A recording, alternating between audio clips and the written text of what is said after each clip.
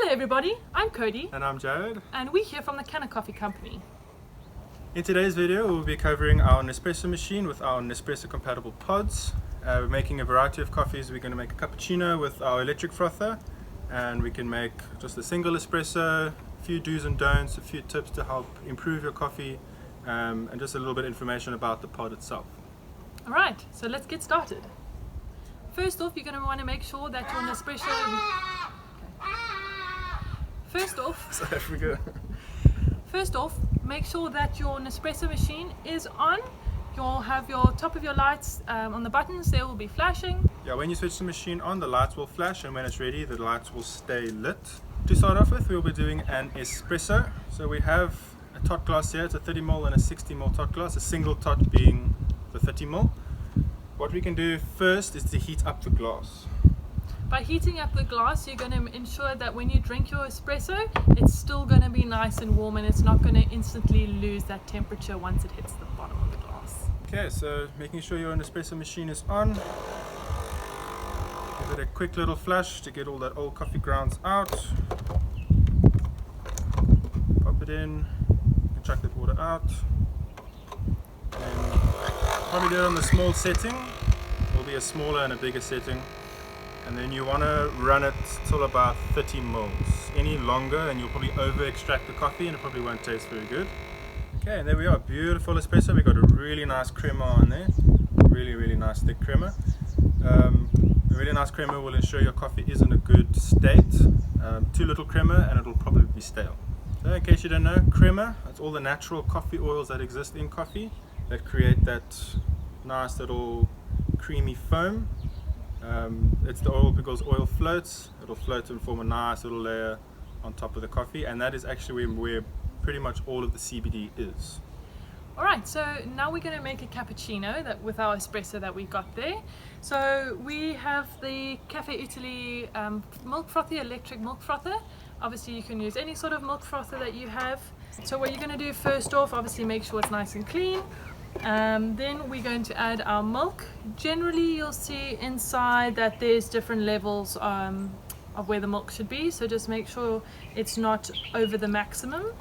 Also note, we did warm up one of our glasses again for the cappuccino. Same thing with the espresso. As soon as you put the coffee into a cold cup, it will change the temperature and make it cooler very quick. So make sure you warm up that glass.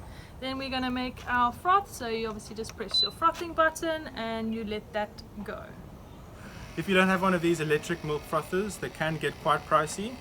You do have ones that you can use by hand, so you can just heat milk in the microwave or on the stovetop. I do recommend the stovetop with a thermometer, because the microwave you can tend to overheat the milk or boil it or heat it unevenly, and if you overheat the milk or bring it to a boil, you will burn it and it will make the milk quite bitter.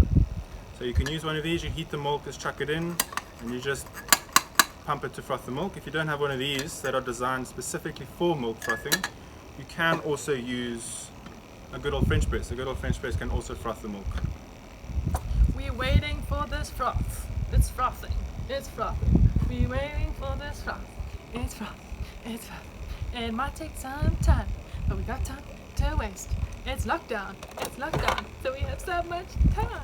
Sorry, don't know that came wrong. Ideally, when you are making a cappuccino, you'll probably want to froth the milk. Get the milk frothing first and then run the espresso so the espresso doesn't sit too long. Alright, fantastic. Our froth is done now. So Joe's just going to throw out that water. Alright, I'll leave the pouring to him. He's the full barista here. Okay, there we are. There we go. Simple cappuccino.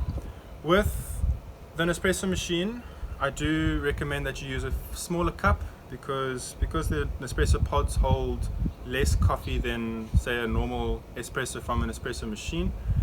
Have a bit of a small cup. Too big a cup and too much milk, it will be quite weak. You won't be able to taste the coffee. The only way around that is if you use 2 pods. So we're going to be showing you how to make a cappuccino with this. So Jared's just going to make another espresso. Okay, so your milk frother, we're going to this is just heated milk again, there's no foam. So we're going to pour that in. Okie dokie. And with this, you just give it a good few pumps. You're going to get all the way down to the bottom. You'll hear the tapping. All right. The best foam you can make is what you call your microfoam. So when it's microfoam, the bubbles are very, very small. You can barely see it. That's what makes the smoothest, creamiest froth. And it's often what electric frothers struggle to do. What you can do, if you're a home barista and you want to practice some latte art at home, you can take that froth milk, you can pour it into your pitcher. So the latte, the pouring will be a little bit slower, a little bit higher up. You're introducing a lot less froth. And then right at the end, you can drop some more. There we go. This is very bubbly, and that is from the electric frother, where this one is a lot smoother. So for my recommendation, I'd probably use one of these than an electric frother. Well, thank you for watching our video. If you have any more ideas for us, please let us know in the comments below. If you've liked our video, please give us a thumbs up. Also subscribe and click that notification bell to make sure that you get notified every time we post a video. Well, anyway, it's bye from us.